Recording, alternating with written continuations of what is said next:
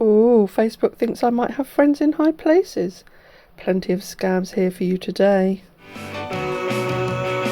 Should have seen it coming.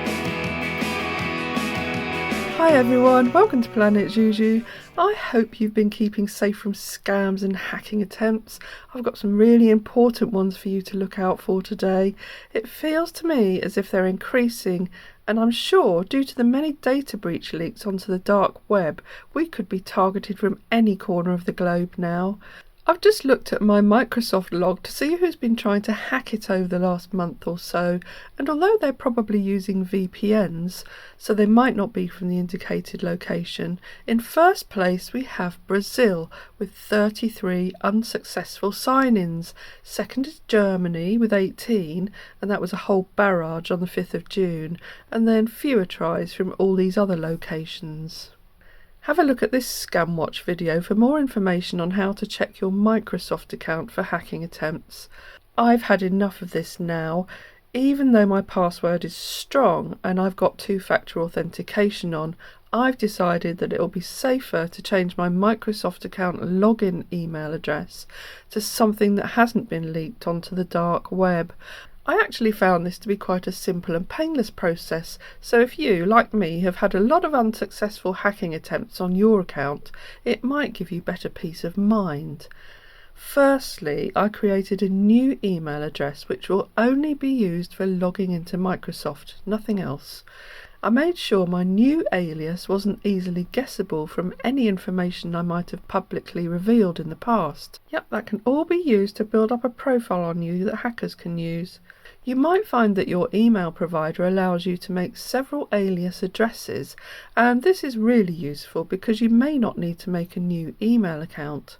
In any case, you'll have to ensure you add your new email account to any regular email software you use so that you don't miss any important emails from Microsoft. Then I logged into my Microsoft account, went to the My Info section and added my new email address to my account. You can do that by using this URL, and then I made it my primary alias. Then under sign-in preferences, I removed my old email address from being able to be used to log in. So now when I or anyone else tries to log in using my previous email address, Microsoft says that account doesn't exist. I hope I'll be able to report back to you next time that no one has attempted to hack my account. Still on hacking, but this time back to the scammer's playground that is Facebook. If you see a friend tagged in a post that looks like this, fatal accident on highway results in loss of lives and injuries, Grammar Police, or starts with this, I can't believe he is gone, I'm going to miss him so much, please ignore it, don't reply to it, and definitely do not click on the link or any picture or video that's shown. This is a hacking scam, and that link will install malware onto your device and hack your account. I've heard that it bypasses two-factor authentication by session hijacking. That's using the information you're currently logged in with. The hackers are appealing to people's morbid curiosity, the same thing as rubbernecking whilst driving past a road accident. It's very dangerous on roads, and it's very dangerous on the internet too. I've been seeing these on and off for a while and have reported them to Facebook, but their AI doesn't recognise them as links to malware. A few of my friends were tagged the day before Witch reported on the same thing. What I will warn you about, that the Witch report didn't mention, is that even if you block the profile who's tagged your friend in their post, if another friend is tagged by them, then you'll still see that post, even though you've blocked the profile who posted it. So you just have to be mindful to ignore it all over again. And I'd like to add in a reminder here that scammers and their AI bots are always watching for public posts mentioning hacking. Just to demonstrate this, I added a warning post on my Facebook page about this threat, and within seconds I had likes from several random fake profiles and even a couple of messages telling me about people who say they can get people's accounts back. Of course, they're all scammers too, so don't be fooled by those. And then you have the scammers who try to engage by email. I've switched on an even stronger spam filter in my email firewall now, and it's pretty good, although it doesn't catch them all. I had one from someone calling themselves Jerome Smith with an investment proposal from the Qatar royal family.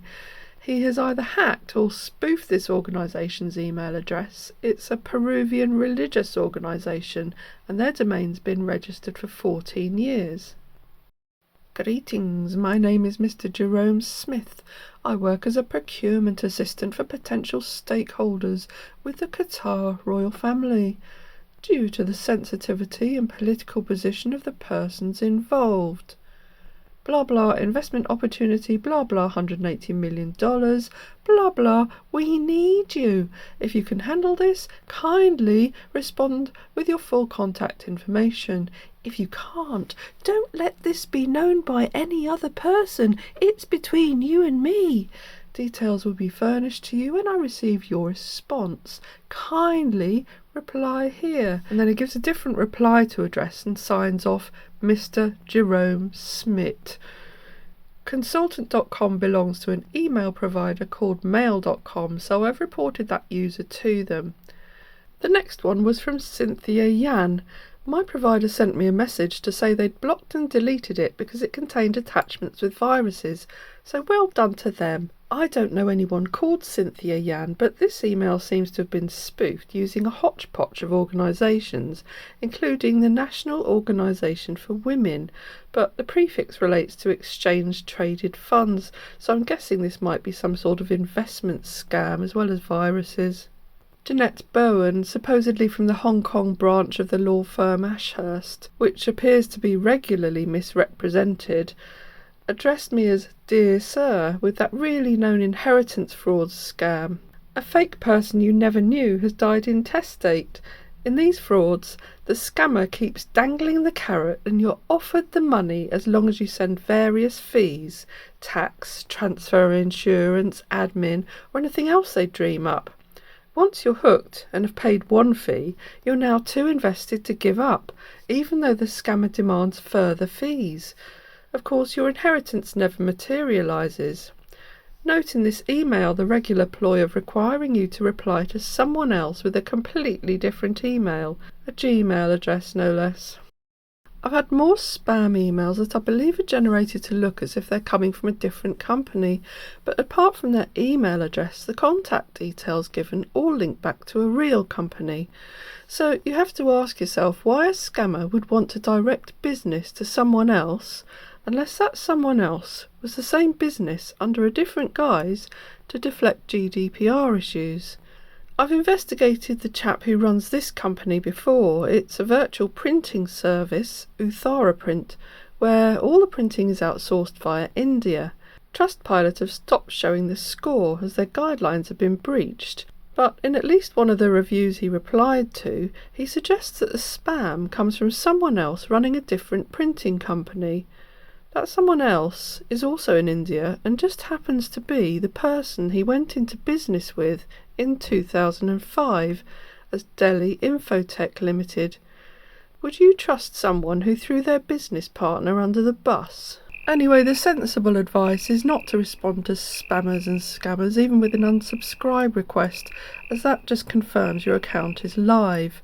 Just report them to your National Fraud or Data Protection Agency if you can.